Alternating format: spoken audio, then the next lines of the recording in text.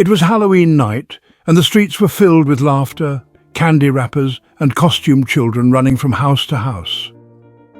But as the night deepened, the air became colder, the streets emptier, and the atmosphere changed from festive to foreboding. A sinister clown had been stalking the town for weeks, chasing and terrorizing anyone unfortunate enough to cross his path. His painted grin stretched unnaturally across his face, and the jagged knife in his hand glistened in the moonlight. He thrived on the fear of his victims, relishing their panic as they scrambled away from him, tripping over their own feet in their desperate attempts to escape. Tonight, the clown had chosen his next target.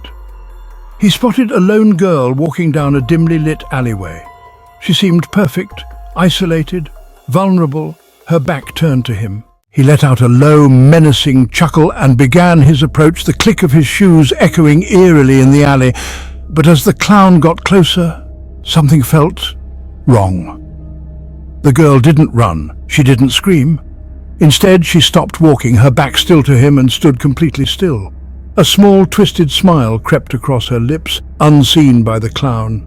"Happy Halloween," the clown sneered, raising his knife and stepping forward. Before he could finish his thought, the girl spun around and the clown's eyes widened. Her hands were covered in blood, and there was a wild, unhinged glint in her eyes. The air around her was thick with something darker than fear, something predatory. "You're not the only one who likes to play games," she said, her voice low and chilling. The clown hesitated for the first time. Instinctively, he took a step back, but it was too late. The girl lunged at him with terrifying speed, slamming him against the wall with a strength that shouldn't have been possible for someone so small. The clown gasped, dropping his knife, but she didn't give him a chance to fight back. With a swift, brutal motion, she snatched his own knife off the ground and drove it deep into his chest. The clown's painted grin twisted into a look of disbelief as he crumpled to the ground. Blood spilled from his wound, pooling beneath him, as his life drained away. The girl crouched beside him, her face eerily calm. She slowly peeled the clown mask off his lifeless face, examining it for a moment before slipping it over her own blood-smeared features. The grin of the mask now mirrored her own. With the clown's knife still in hand, she stood up, adjusting the mask as if it was a perfect fit.